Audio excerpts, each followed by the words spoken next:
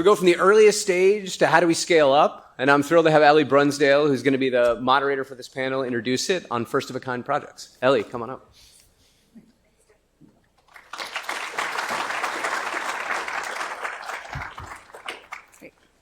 Good morning, everyone.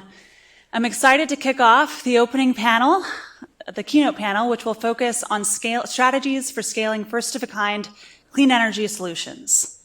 We'll be digging in to what goes into developing next-generation geothermal energy projects with Brightcore and Fervo Energy, as well as learning about what is needed to bring critical metals refining to the U.S. through waste mining with Ncycle. I'll invite the panelists to start coming to the stage, and the way that we're going to structure this is panelists will first introduce themselves and their company, and then we'll move into a moderated discussion, followed by audience Q&A. We're going to be polling from questions submitted to the app, so if you have not yet downloaded the app, would suggest you do it now, and you have the ability to also upvote questions that others have submitted. Before jumping in, I'll quickly introduce myself. I'm Ellie Brunsdale, and I'll be moderating this discussion. I started my career in clean energy here at Yale, and it feels great to be back on campus among friends and mentors. Since Yale, I've been working in deploying utility-scale and distributed solar, wind, and battery storage projects, first at D.E. Shaw Renewable Investments, and then later at Greenbacker Capital, where I also led a first-of-a-kind investment into electric vehicle infrastructure. Most recently, I've been consulting for investors and companies to help drive commercialization and deployment of sustainable technologies and infrastructure. So with that, Mike will invite you to come up and kick us off here. Everyone, hand of applause, Mike. Great. Thank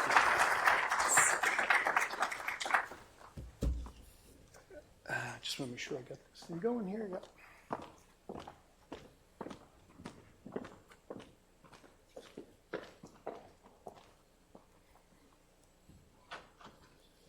I'm the official clicker for the event. Am I going the right way, everyone?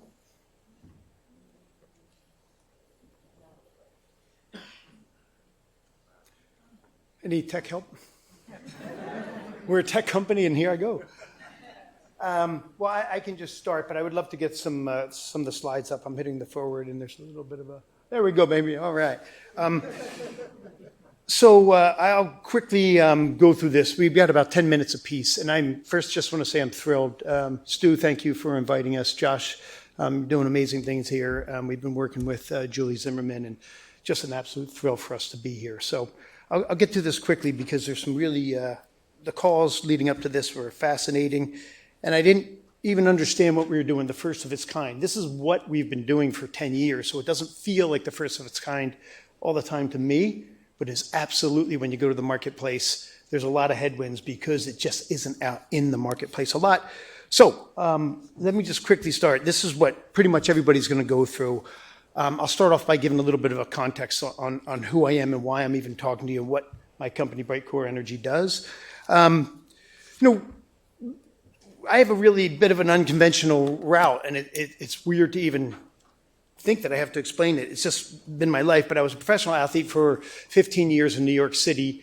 I lived a life outside of that too as a young kid and everything else, and I always had an interest in the environment. And as I got older, starting to see enormous demand on resources and that kind of intersection of finance and limited resources seems like a good equation. So I always had the idea of going into something not necessarily in clean energy, but in the environment. And I was really fortunate to be able to come back as an undergrad here at 38. A little bit easier in some ways, but I'd be going home and changing diapers at the time, so there was different challenges. And I want to say that I actually took a couple classes at the Yale School of Forestry with Gus Spath, and Capitalism and the Environment was the class that really got me. And it started talking about climate change. This is 2005, 6. And just how the capital markets and NGOs and government policy have to align. It's that challenge of our time. And so I met a man by the name of Stephen Kellert, who was retiring from the School of Forestry then. He had a great deal of knowledge in the built environment, and we started a private equity shop in New York. It was an incredible thing. We kind of got washed out in that 2010 downturn.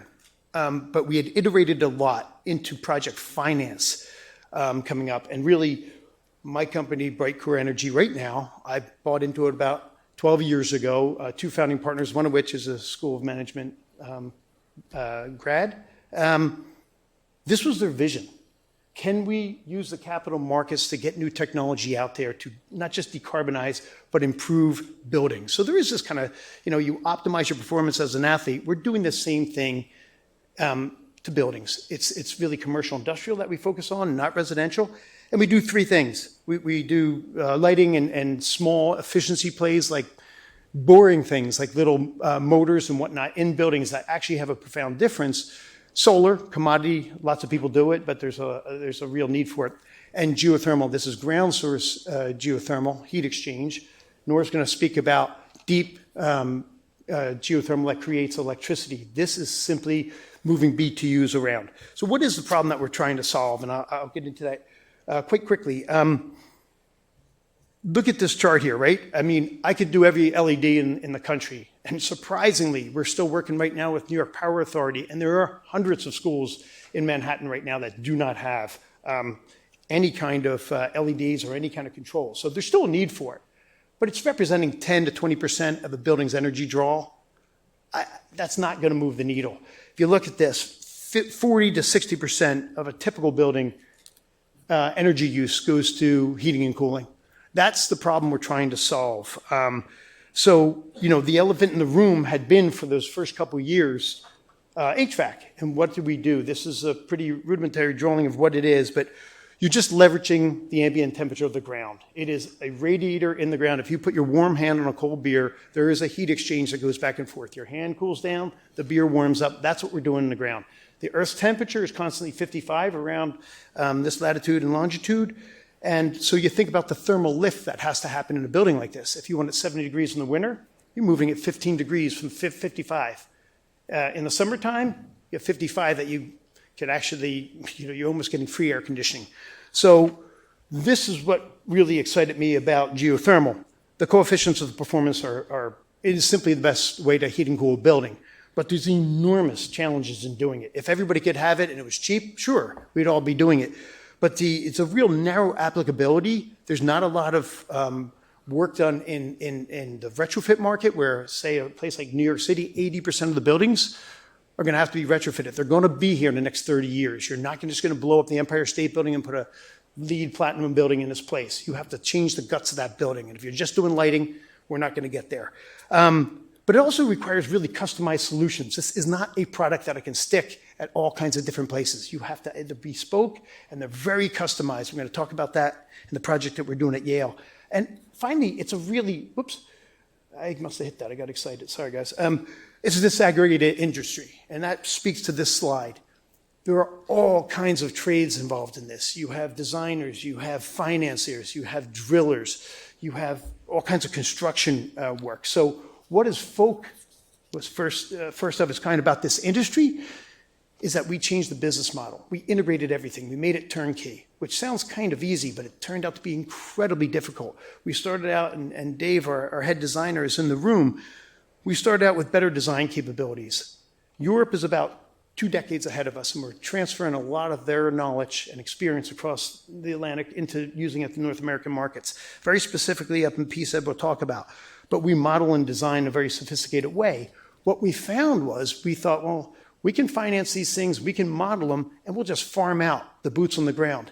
Not a chance, because the sophistication of our design entailed that we have sophistication in execution, and we didn't have it. So we invested very heavily in drilling equipment, which I'll show you in a moment.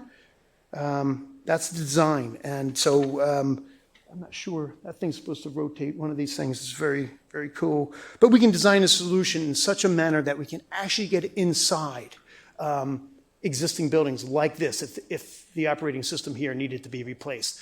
That is a game changer because it opens up the addressable market tenfold. We can also do it in new builds, which is typical, but we can do it on angles and space-constrained locations. So that, to me, is a real difference maker. You'll see a bunch of the equipment that we have is absolutely vital. It's expensive, it's time-consuming, it's very difficult to find workers to do this. I can buy all the equipment in the world. If I don't have somebody to run it, I'm in trouble.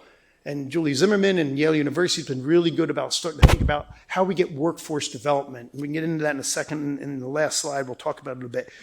But the urban geo that we are talking about is an example, and I'll show you a slide in about 2 minutes about what we're capable of doing, kind of seeing is believing. The last aspect of this, though, is monitoring. I can tell you all the great things that geo is going to do. If I do not have data and I do not have numbers, this is fiction. And now we're starting to monitor these things, the O&M, the operations and maintenance. We come in there and we think we're the best thing since sliced bread. An old school that knows how to run this system. We've been doing a lot of work with the former head of Princeton. And he said, look, man, my operators don't want to talk to you. We are not going to be beta testing something that may be great in the future. It's binary. This thing works or it doesn't. So we really have to de-risk these things. And this is a game changer for the industry. So I'll get into how it applies at Yale University. But this is typically the integrated series of silos that you have to go through. And we've tried to put them all together so there is that easy button that you hit, right the way Target is. You talk to us, we can design it. We can tell you right from the beginning for free whether this is a go or no go. In the end, we are selling savings. This thing either works and lowers your bottom line or it does not. We want all the decarbonation in the world, but it's got to make financial sense. This is an example of what is first of a kind in North America. We were able to go to the Barris Road at 81st and Central Park West. It's a 125-year-old building. We were able to slip this little guy in the freight elevator, make a gantry system, take out what was the coal room, which became the oil room and is now the geothermal room. They're saving 45% on their common area costs, and they're diminished their carbon footprint by about the same. That used to run on coal, then oil. Now it is very, very small amount of electricity to run those pumps. Really cool. So what's first of a kind at Yale? Basically everything. Every headwind that we have in the industry is on Science Hill. And we are so thrilled to be part of it and scared and learning. So on your dime. No, we have gotten so much better because of the hoops that we have to jump through. Our drilling team, our design team. It has been a profound change because if we want to have a customized solution for this university or that particular building, we have to know about that building. We don't. We know how to drill. Yale University knows about Yale and what their needs are and what their limitations are. And so it's been a real partnership that I'll talk about in a second. But the other thing is space constraint, as I talked to you before. The property lines outside where we had to drill were incredibly tight. So as soon as we start deviating even a little bit, you're putting boreholes down that can go 850 feet. If you're off by a percentage, you're in your neighbor's house, and that's a problem. So we really had to be very accurate about that. So every bit of skill, this thing may rotate. There you go. That is the bore field. And if you look, this is not a typical design. They're usually 20 feet at center. That means you need about a football field or two to get the thermal mass you need to heat and cool a building. We are able to do it. The perforations in the surface are very, very small. We designed something for Malone Hall that instead of being a rugby field on the surface, it is truly not a bowling alley, but a bowling lane. They're 5.5 feet at center, and they come out on angles, very, very accurate angles on where these things place, so there's no thermal, what do you call it, thermal creep, right? So that one borehole is not influencing another in terms of its therms. This is game-changing for the industry, so it's very, very difficult. It's very complex, and to drill that is very, very hard. So we're extraordinarily proud about it. It's 262 boreholes in a space that is about 60% less than what a typical bore field would be. So that bowling lane accesses a thermal mass of a rugby field 800 feet down. That's kind of the beauty of this thing. The other thing that we have is a thermal battery, BTES, borehole thermal energy storage. We can preload individual boreholes, those lines. This one, that one, this one. Why? Because we have 15-minute interval data, and we know tomorrow that the temperature is going to fall 17 degrees Fahrenheit. So we throw the energy in those holes, pull it out tomorrow in the peak. In that picture I told you about Central Park West, they are getting time of use pricing reductions because they're shaving peak. They're big energy users. That kind of accuracy and the monitoring that goes with it's game-changing. The execution was extraordinarily hard, and I think I'm probably running out of time, so I want to hear the rest of the panel. But I will tell you the big challenge was there's 18 other trades here. We're bumping everybody in extremely aggressive time horizon to get this thing in, get the other trades. All of this stuff makes sense in terms of federal funds coming and all that. So we had to be very, very accurate about what we're capable of doing and staying on that schedule. And Yale has made us absolutely a better enterprise. The big thing, though, we knew this going in, but we didn't know how hard it was. The Connecticut River Valley has very specific sticky clay. And if anybody walked by that field, it turns into basically Play-Doh. It's everywhere. It's on your shoes. It's in your nose. It is everywhere. We had to develop a system just to get the spoils out so that we could actually return the water to deep standards, the criteria that they have for kind of flushing the water through the system. And it was a bear to do. It made us behind schedule, which made the rest of the thing behind schedule, which made Mike Schreier very angry, which made me very scared, and we fixed it. So it was a really cool thing that we were able to do. Finally, operations and maintenance I mentioned. We have put so much time and energy and money into this that now we have a 10-year performance guarantee. And so this is a first in the industry. We are guaranteeing the thermal mass, the BTUs that the contract says. We're legally have to supply these things. So we're at risk, not Yale. We're de-risking it for our clients and ourselves by the accuracy that we're able to bring. And if you can imagine this campus, how much infrastructure is underground, when you're doing that borehole, you better be accurate. Whoops, I'm a little behind here, guys. Sorry about that. So what do we need to scale? We need to change the model. We need to have this integrated approach. We have to lower time, we have to lower risk, and we have to lower price. That'll come with scale. But to me, the biggest thing is really the unforeseen challenges, the specific needs. You have to marry that partner. This is no longer Yale hiring a vendor. I'll just leave you with this thought. This is very much a marriage. A little bit corny, but honestly, we were talking about partnering with Yale. And this never would have gotten off the ground unless we could have iterated many, many times because the conventional model would not have sufficed. And we learned, even in a design coming in, what's possible. If you do not get the certain amount of BTUs, that 40% ITC, 40% of the projects being paid for by the federal government, you weren't eligible for it. So having this thing right, understanding what the parameters are, and jumping through the hoops that Yale said is absolutely critical, or we're never going to scale. So it really has to be a custom-made solution, and you have to have a partner on the other side that is willing to partner with you. So thank you so much, guys. I look forward to your questions.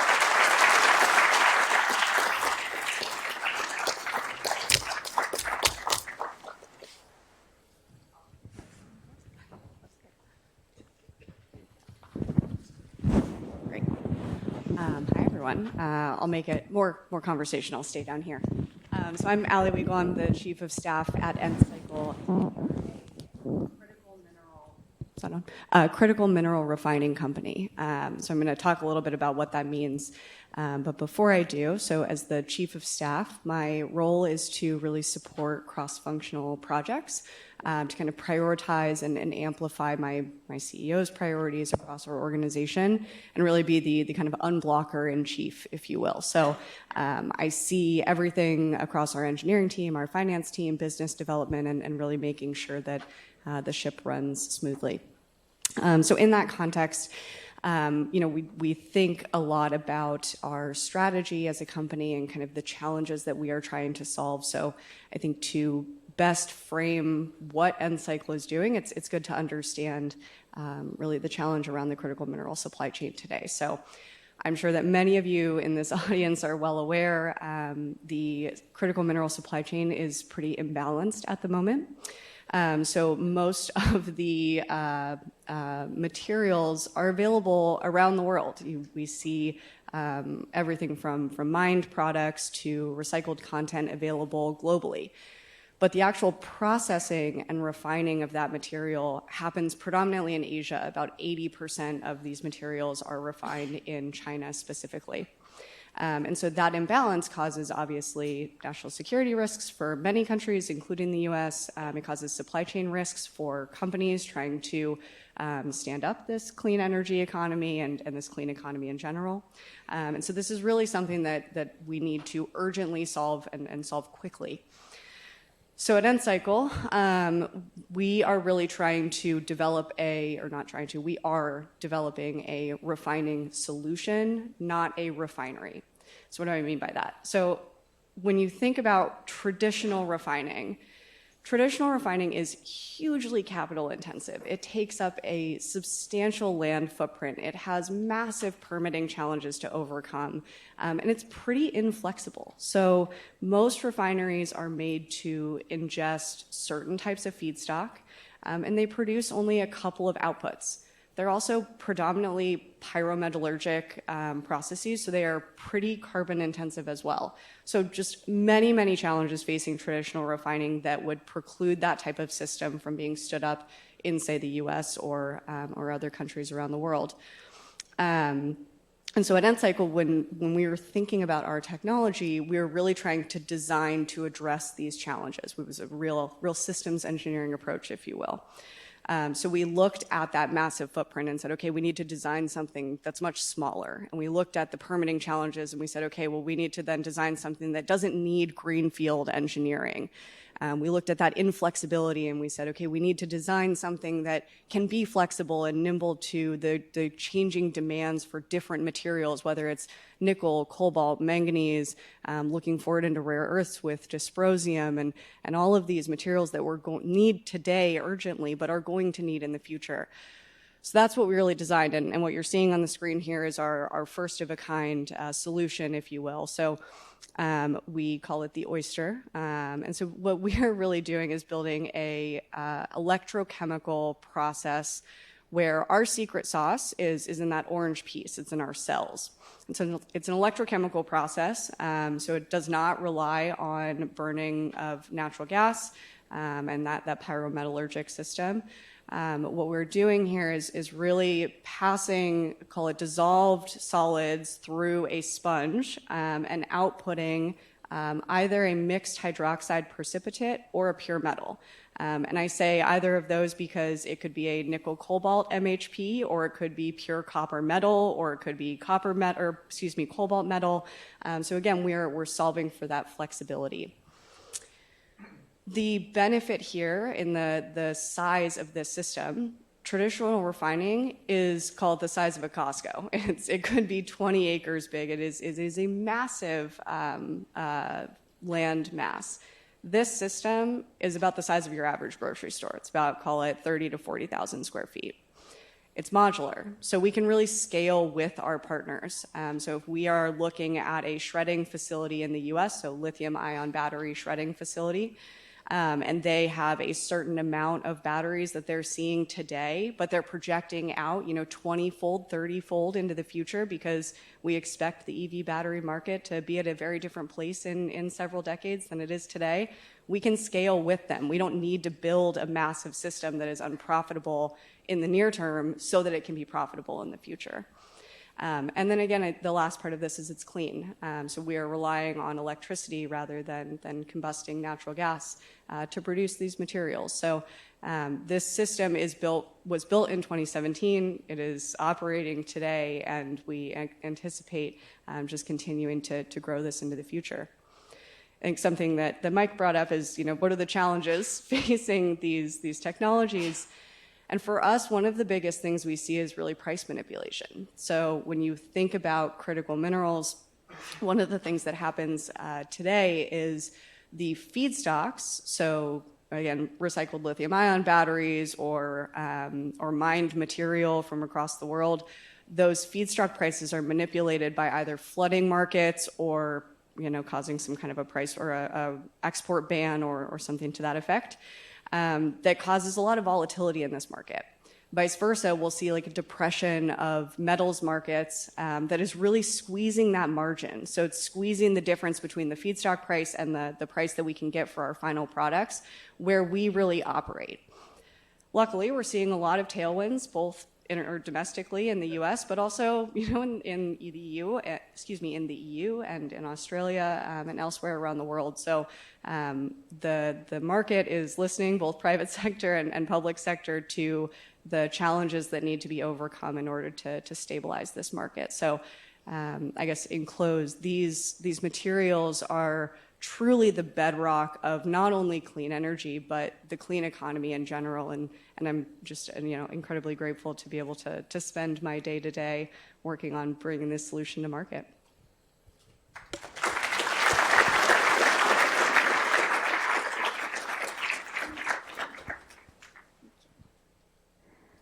Hi, everyone. My name is Noor Gadanfar, and I'm Chief of Staff at Fervo Energy.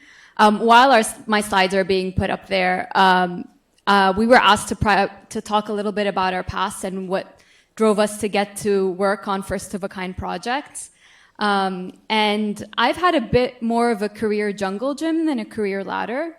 I started off, I went to school at McGill University in Montreal, and I double majored in sociology and international development.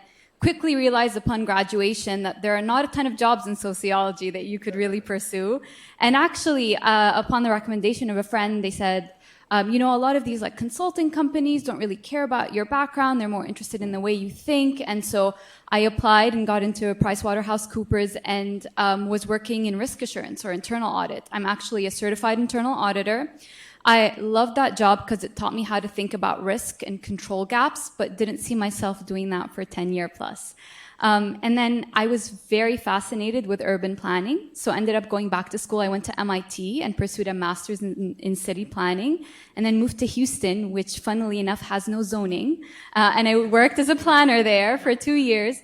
Again, I loved it, but just by way of being in the energy capital of the world, you sort of get sucked into energy. Oftentimes, I was the only person at a dinner party that wasn't in energy. But then Greentown Labs opened up their Houston site, and Greentown Labs is sort of like the first-of-a-kind climate incubator that allowed a lot of the incubators in the space, like Climate Haven, to sort of pop up after their success. And I worked in partnerships there for 3 years. And Cycles was a member or is a member of Greentown Labs, so was Fervo Energy. And from there, I noticed like my biggest gap in my CV was operational experience. I didn't have a strong understanding of how a product was built or how a project was built. And I wanted to be in the room where those decisions were being made, but I didn't myself have the experience there. So I thought, what better way to do that than as a chief of staff? You get to be a fly on the wall, be supportive of the leadership team, but you're not directly making the decisions yourself. And so I've been with Fervo now a year and a half,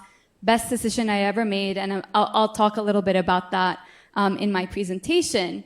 But before we dive into the Fervo's version of geothermal, I want to talk about traditional geothermal. So they're called hydrothermal. This is what you think of when you think of the geysers in California, when you think of Iceland. And effectively what it is, it's a hot reservoir near the surface that has water and naturally occurring fractures. So what you do is you drill one well at one end and you hope it touches a fracture, and you drill another well at the other end and you hope it touches a fracture, and then you inject water and it flows through, kind of like an underground radiator, goes up the production well, spins a turbine and creates energy. Now, this is great, but this is very geographically limited. So obviously places like Iceland or Kenya have an advantage, but at the same time, because you're not 100% sure of what the subsurface looks like, you don't know if you're going to hit the fracture. And so actually 1 in 3 wells drilled by conventional geothermal end up being dry holes, aka you've just spent millions of dollars on a well that you can't use. So very problematic. So what Fervo does, it actually takes a playbook out of shale, the shale revolution, oil and gas, and what we do is we drill a doublet, which is an injection and production well. We go vertically, and then we actually drill horizontally. We then hydraulically fracture to engineer those fractures there. And so effectively, we eliminate dry hole risk. We still inject water. It still heats up, it goes back to the surface, but Fervo uses something called an organic Rankine cycle turbine, which effectively is a closed-loop, zero-emission turbine. So everything that is injected is recycled and reused, and we have a very low percentage water leak-off rate, and we have 0 emissions in the process.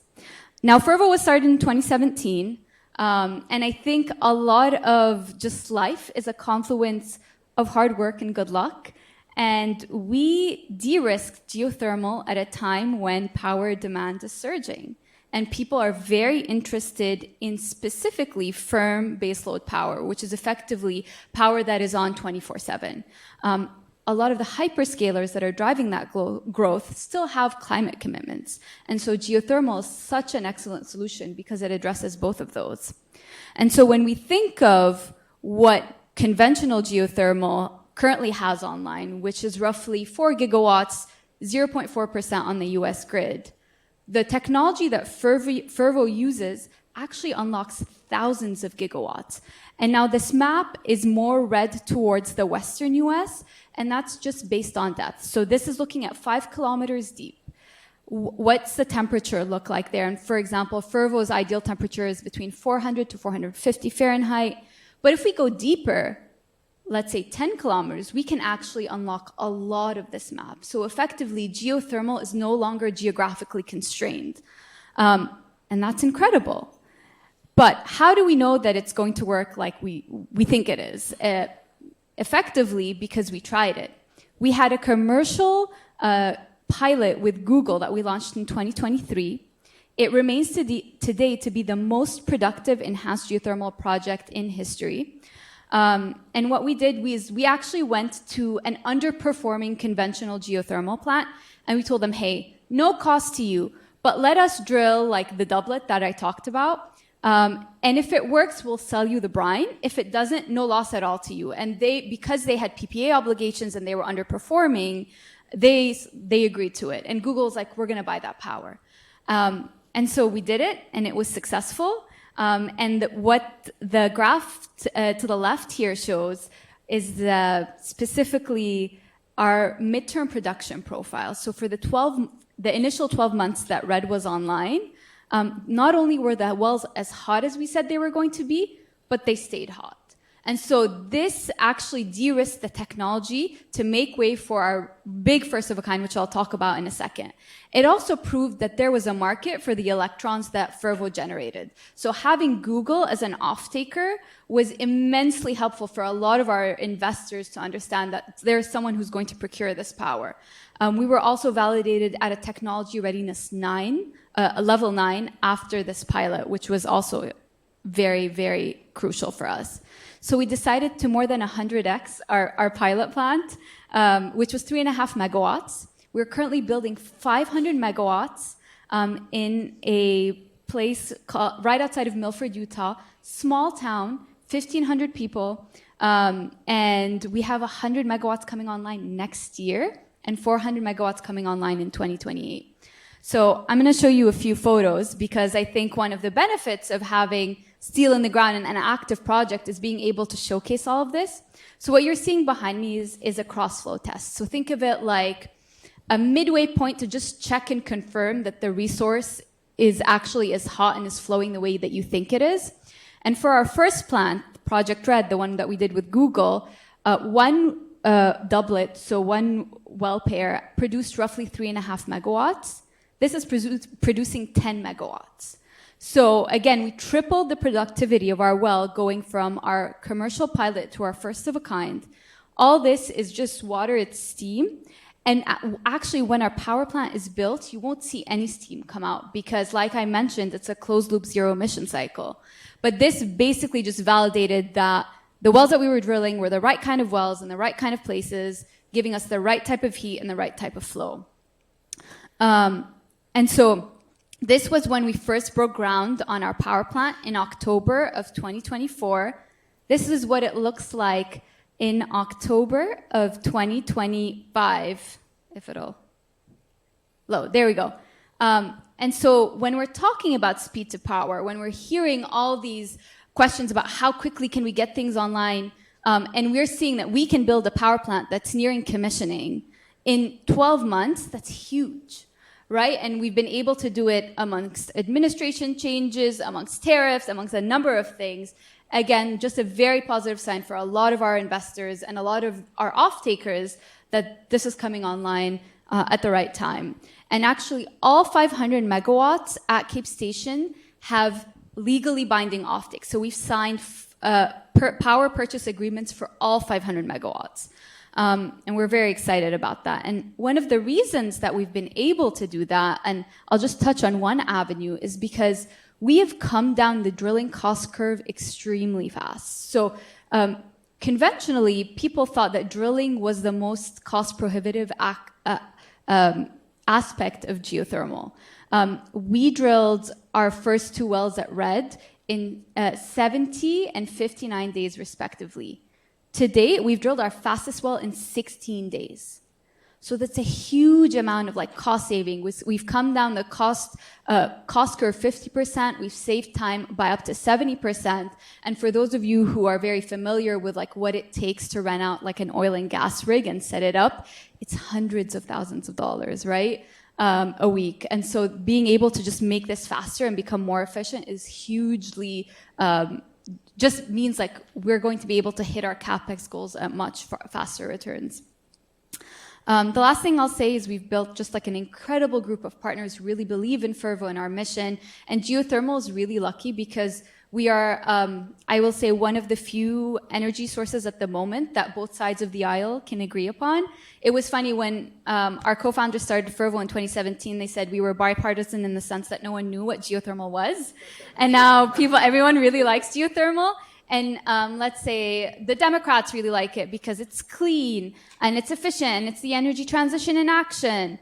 And Republicans really like it because effectively you're using oil and gas techniques. The oil rig the rig that we used to drill, that used to drill oil rigs, and now it's drilling geothermal. A drilling engineer in an oil and gas company is a drilling engineer in a geothermal company. So there are all these parallels, and of course it provides firm power. And maybe just the last thing is, we have to mention AI somewhere. Fervo Energy is the largest geothermal leaseholder in the US. And we actually started buying land back in 2020. We used our Series A and Series B rounds to buy up all these geothermal leases. And so we're able to now confidently go to hyperscalers and say that our leases can align with where you want to build infrastructure. And it makes a lot of sense because when we were talking about 5.9's reliability and availability, which is what a lot of data centers need, geothermal does work to provide that. And with that, I'll end and excited to get into the discussion.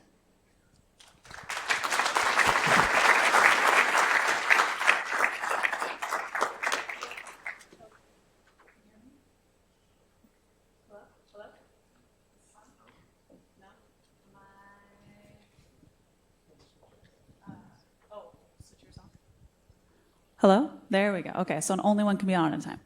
Well, great. Well, thank you all so much. Fascinating presentations, and I'm also just glad to see the mix of business models, technologies that we have on stage, and I mean, even among two geothermal companies, very different geographies, very different kind of scales and approaches. So glad we can bring your perspectives together. And I think one question that comes to my mind is just thinking about how to balance the degree of customization that may be required. Mike, I'm thinking about what you were saying about what enabled you to do this right versus then how do you take that and scale it? And then I'm thinking of, okay, nth cycle. You're thinking about how do you build something that's modular, flexible, such that you can, just replicate this.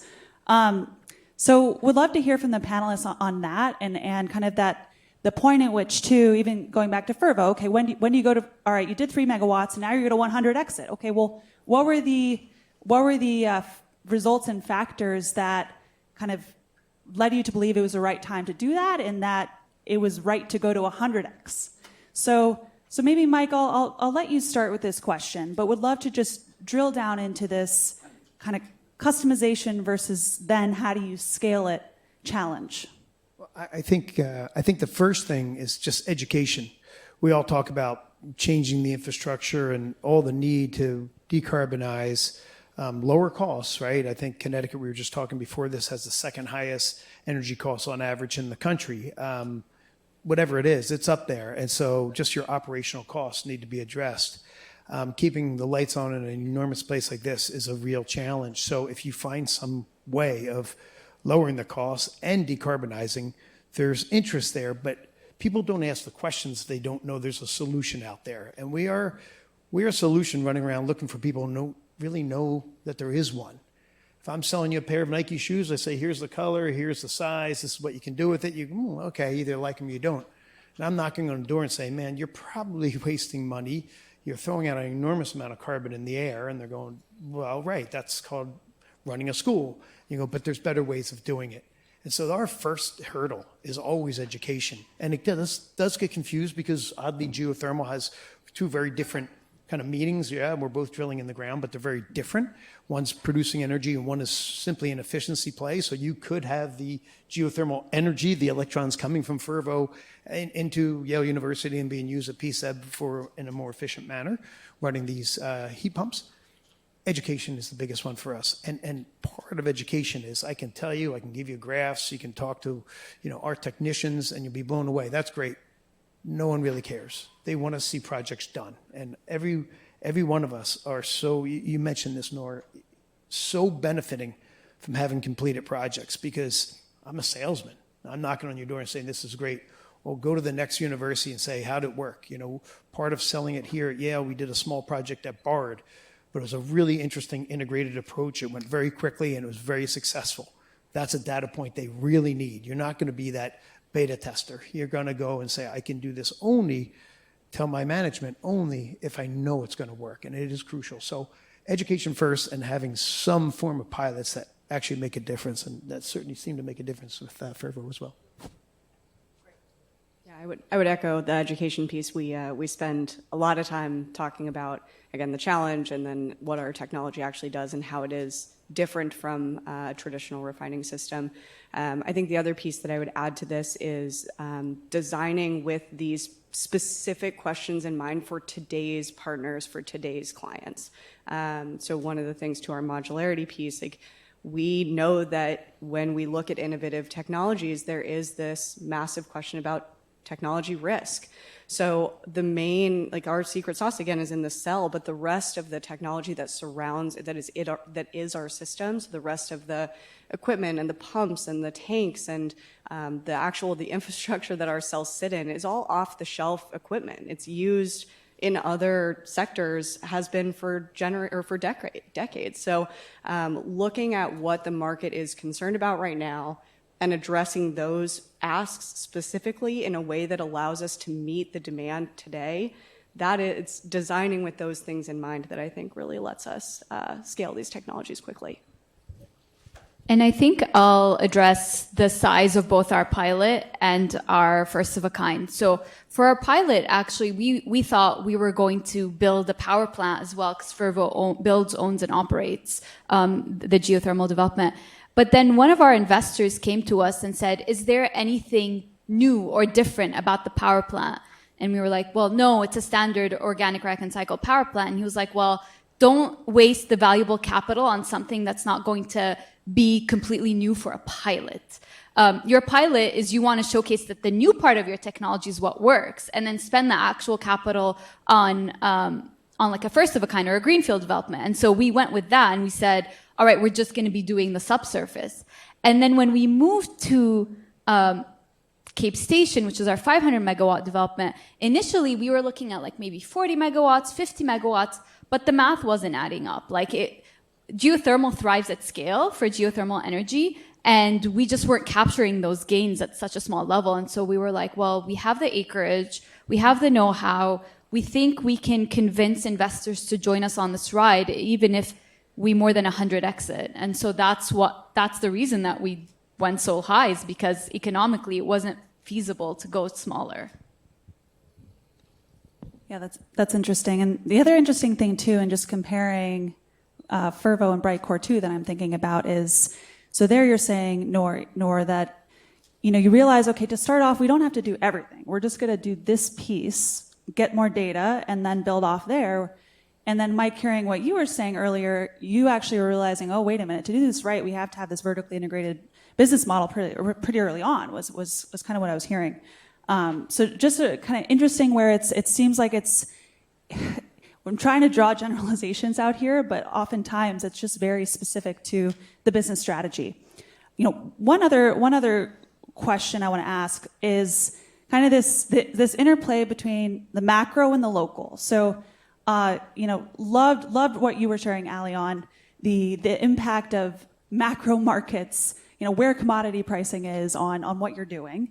But then also loved, Mike, you talking about the soil here in New Haven, right? And really getting granular on that. So is that something that, maybe Ali, if you want to speak to that a little bit, is just how how do you think both at a macro scale and the trends impacting your business strategy while also being very specific and working with that, I think that the battery, scrap, feedstock in one specific location to kind of develop your project and business? So I think it's helpful probably to talk about our demonstration facility in Ohio. And we are headquartered in Boston, Massachusetts, but our first kind of commercial scale facility is in Ohio. And we get a lot of questions about like, well, why would you do that? They're not close to each other. We fly people often between the two. But part of that was because there's a significant ecosystem of shredders in Ohio. So when we look at the carbon intensity of our system, part of that is we get to avoid the massive transportation emissions that the current supply chain has to deal with by shipping these materials all over the world, again, to Asian refineries. So when I think about the micro, it's site selection, it's feedstock selection, it's building for that specific economy and at the kind of local level that you're going into. But you might be selling into a global market, either on the spot market or to a global player who's looking to use these materials in their products that are going all over the world. And so we have to be able to balance both and hold these two things true at one time as we are developing projects. And again, to the education point, we have to bring our partners along with us. Like our business model is a tolling model for the most part. And the way that works is our partners are really the processors. So they own the feedstock and they own the offtake. And so as part of that, we have to be working with them to make sure that they are understanding exactly how we fit into their specific system while we are both navigating together these macro environments. And so one other thing I'd like to circle back on, Mike, you put a teaser out for it on workforce development, but would actually like to talk about that now because I know Fervo is doing a lot there too. And this question of, how do you bring the oil and gas industry on board and invite them to the clean energy revolution? I think that's a really exciting opportunity. So Mike, do you want to talk a little bit about what you're doing there and what opportunities you see? Sure. As I had mentioned, integrating this entire thing, you have the design down well. Now you realize we don't have the capability of executing particularly well. So then we did a lot of research, spent a lot of money putting together this fleet of rigs that it's a toolbox that can handle all the eventualities that we end up seeing.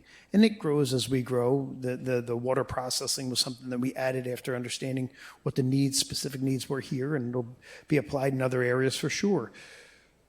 The problem is there's AI-derived algorithms and everything else on a lot of our O&M, but you need boots on the ground. You need people to run these things. And it's something that we're educating ourselves in the marketplace. There's not a lot of people that know how to do it. To be a master driller takes 5 years. So we can pluck people from oil and gas, and believe me, they're excited to go to a clean energy.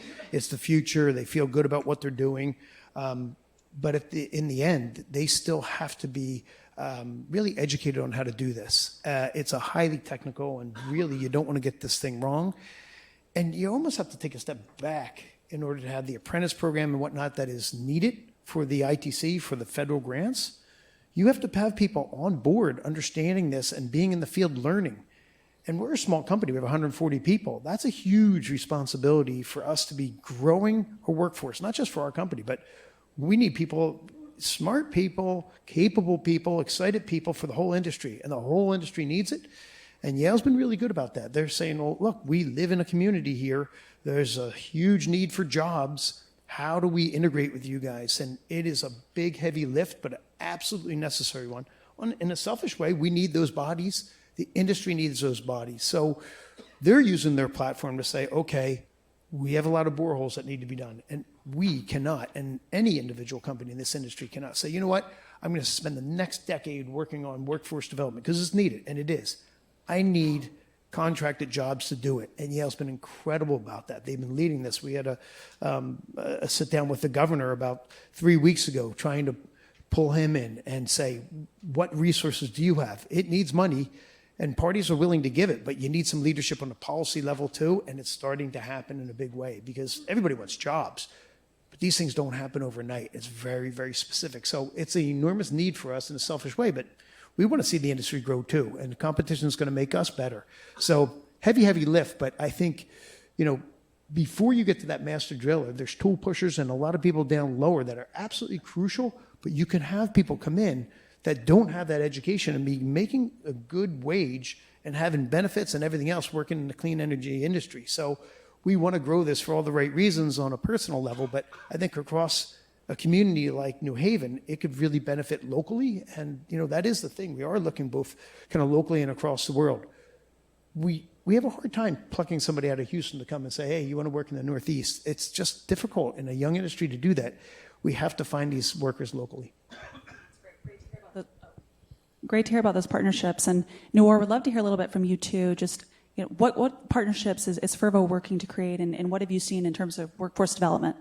Yeah, so Fervo was started, Tim and Jack, our co-founders, started Fervo out of Stanford, and then they quickly realized if they wanted to attract the right talent, they needed to move to Houston.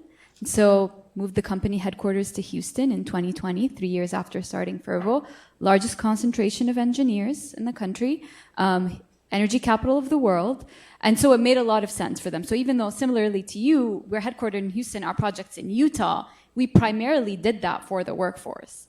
And I think it was for us, 60% of Fervo is ex-oil and gas, and that's not just on the engineering side, it's on the finance side, it's on the communication side, it's on a lot of different parallels. And I think it's twofold. One, geothermal energy is nascent, yes, but it is not prone to the cyclical up and downs of commodity pricing. So you're not gonna have 1 year of 25% layoffs from a company in the geothermal space like you would in oil and gas. Two, I think specifically younger generations want to wake up feeling pretty good about themselves, but engineers in general, they want to solve interesting problems. And I think if you are building a company that's solving an interesting problem, put aside all the benefits. Yes, those are extremely important, but I'm sitting here talking to you wearing my Houston resident hat. I think it's more important to attract talent that is thinking about things critically, that want to work on hard problems, that see the benefits of this. And so we moved to Houston to address that, but then we're also building apprenticeship programs locally. So for example, we built the first geothermal apprenticeship program in Southern Utah University that effectively at the end will have graduated 150 people across five different verticals, including drilling, including completions, including well field development. And so we're trying to do it from the top down, but at the same time, address it locally from the bottom up.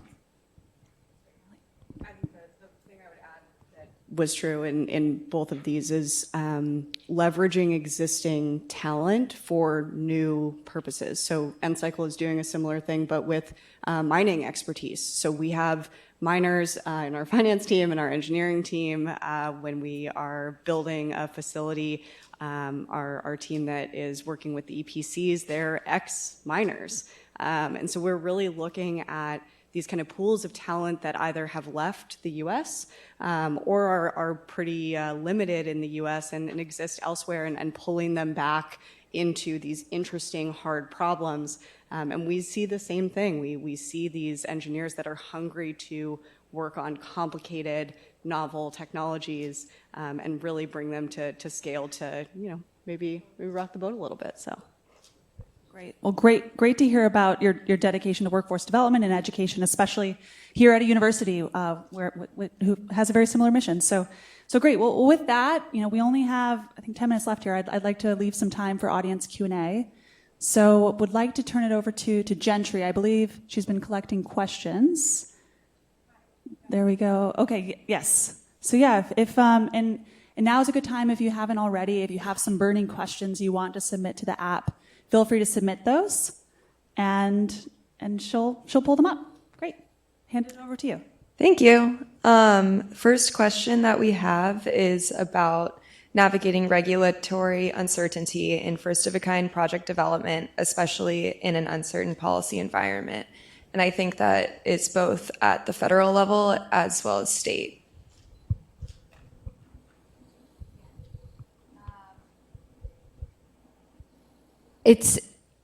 I mean, I sit here and geothermal is currently like the favorite child or, of the federal government right now. Maybe after nuclear. Nuclear is up there and then it's geothermal. I think like a lot of relationship building early on like is extremely important, both at the local level. So like literally working with community members, our leadership team would go to like City Hall and attend meetings for Milford, which is a town of 1,500 people, and like work their way up and like talk to the Bureau of Land Management and sort of like figure it out from the ground up. And then at the same time, working really closely with people on the Hill and like thinking about our priorities. So like, for example, I can tell you the One Big Beautiful Bill, when the House first passed it, did not include geothermal tax credits, did not save the geothermal tax credits. Our team did a lot of work just like talking to multiple elected representatives about the importance of geothermal, about how widespread it would be, how it's really good for workforce, how it pulls from oil and gas, how it does all these amazing things. And then in the Senate, it actually ended up, they re-added the investment tax credits and the production tax credits for geothermal. And so I think but if we hadn't built those relationships beforehand, there is no way that we would have been able to do that. Yeah, I think similarly, engaging very deeply at both the federal and state level. So we similarly have the benefit of being a favorite child right now in this administration, and I think a lot of what we're doing is just spending time educating on the specific levers that will unblock or unlock our scaling abilities. So adding in more of that price stability within the market and keeping feedstocks here domestically. We spend a lot of time kind of drafting policy or working with our Hill members to really make sure that the folks that are on these committees understand that there are technologies that are ready to scale given certain market conditions, and making sure that they are aware that we are an ally in their goals of workforce development, of bringing back these kind of industries that have left these particular locations, and really making sure that we're their ally as much as they are ours. Yeah, I would echo that. I'm not sure we're the favorite child. We may be the orphan that they don't know they have. Because honestly, we were on Capitol Hill and we were doing a lot of lobbying, and it was actually fascinating to watch it. People had done a lot of work, Fervo included. And one chief of staff said, they don't have a distinction between what you are and what you're not. You're drilling, just keep your head down and it'll be okay. Thanks for getting into the weeds. So it really saved us in a way. We were coming up with this idea, but when you think about this, we are looking at 30% diminishment from the ITC. That applies to NGOs, schools, houses of worship and whatnot. And then another 10% for domestic adders. So you're talking about a 40% off the capital costs up front. It makes us competitive. It can be on par and sometimes even less than competitive, what you'd otherwise put in your building. So on a federal level, that was absolutely crucial. And honestly, I joke, but the process was amazing to go in there and say, look, this is not just about feeling good and decarbonizing. Maybe that's become politicized. This is jobs. This is domestic jobs. This is saving money for the people that put it in their buildings. And it's American ingenuity, right? And so it's a really, there's a couple pillars here that are really important that come across the political spectrum. And I think you really have to nail that. And it'll just fall on deaf ears if it becomes politicized. The other thing is the utilities have been incredible. They've been incredible. Maybe I'm overstating this, but I have to say, we've been able to go to Con Ed in that picture that I was showing where we were drilling in the basement. They had a $500,000 grant for us there. They want to see this. Why? Because they're hitting capacity themselves, capacity issues. And what they don't want is a brownout. When there's not enough electrons in the middle of winter and grandma's freezing to death, bad things happen. So they're saying, well, if you're shaving that peak, we can get behind this without having to put in a whole new bit of capacity ourselves. It's the most efficient way to do that. So they've been incredibly creative. These ideas of these old kind of inertia-laden beasts that don't want to hear about new technology. It's not been our experience. We have a very good line to most of the Eversources of the world and whatnot. Say, hey, we're trying to do this at Yale. How can you help it? They're not going to put down $250,000 to do a study. Can you diffuse that a little bit so that they can get to a yes? These are enormous things. You don't do the study, you don't do the project. And if I'm on the other end of that transaction, someone tells me I'm going to have to pay $100,000, and the answer may be no, the thermal conductivity of the ground's not good, I'm not doing it. So you really need all these stakeholders to be totally engaged from the federal level all the way down, and we've been lucky enough to have that.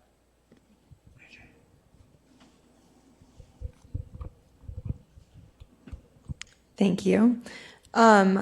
Next question is, what surprised you about working in first-of-a-kind projects, and what drew you personally to this work?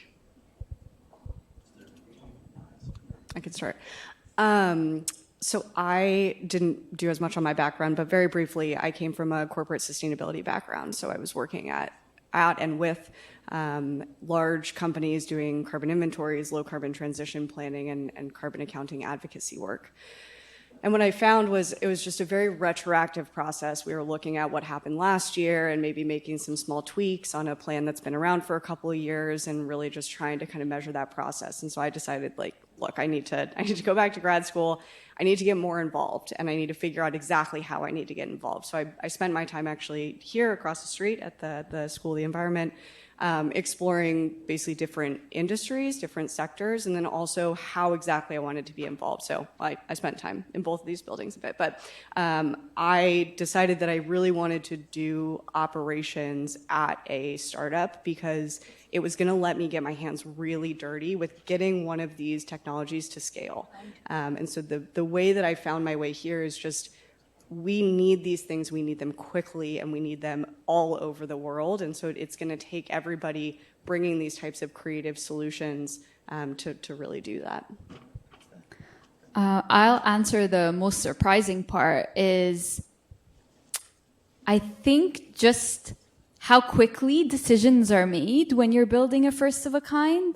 I think oftentimes, like coming from the corporate world, you have to go through all these structures and you sit through and there's a committee and then they agree on something and then you double check with another department. Like at Vervo, it's literally like a meeting and then they're like, all right, this is what we're going to do next. And I was like, oh my God, that's it? And they're like, yep, that's it. Like, let's go do it. And it was very surprising. Part of that's startup, first of a kind stuff. Part of that's culture. And I love that because like, why not just go? And I think someone told me when I first started the job, just keep going until someone tells you stop. So just go do, and then if you've gone too far, someone will tell you stop, and then you stop, but just keep going. And I think that's amazing. I guess what attracted me was just a sense of urgency, right? I mean, it's a challenge of our time. I graduated as an undergrad after my first career, and I was old. I would love to have gone to school forever, but you feel like you want to make a difference. You'd like to actually contribute to society in some positive way. And there's these yawning opportunities, and you're saying, well, yeah, you're going to have to take a risk. And I totally hear you, because there is no playbook on a first of its kind. How do you do this? Oh man, we thought we were going to do it this way. If we don't pivot, we're going to miss the boat. And so, what you're trying to do is, and speaking of boats, I mean, we have this massive inertia in our system. And you're saying, hey, I got an idea that's going to turn this big beast around. It's really hard. So get used to banging your head against the wall. But I have to tell you that it's the most gratifying thing in the world, because you're trying to change the world for the better. And you're going to run into a lot of challenges for sure. But, how many days do you have left? Figure it out as much as you can and put new, better ways of doing it. Our old operating system has to be upgraded. I think, and I'll jump in here too, and love what you all are saying. Deeply resonates. I think, working on first of a kind challenges, whether that be technologies, business models, financing mechanisms. I think there's this special kind of combination of creativity, breaking down silos, and just bias for action and being very outcomes oriented. That is just magnetic and brings together people who are also excited by that energy. So I'm sure we have a room full of people who share that same feeling, and really excited to kick off this conference and hopefully meet many of you. So I think with that, I'll wrap up the panel if everyone will join me in a round of applause.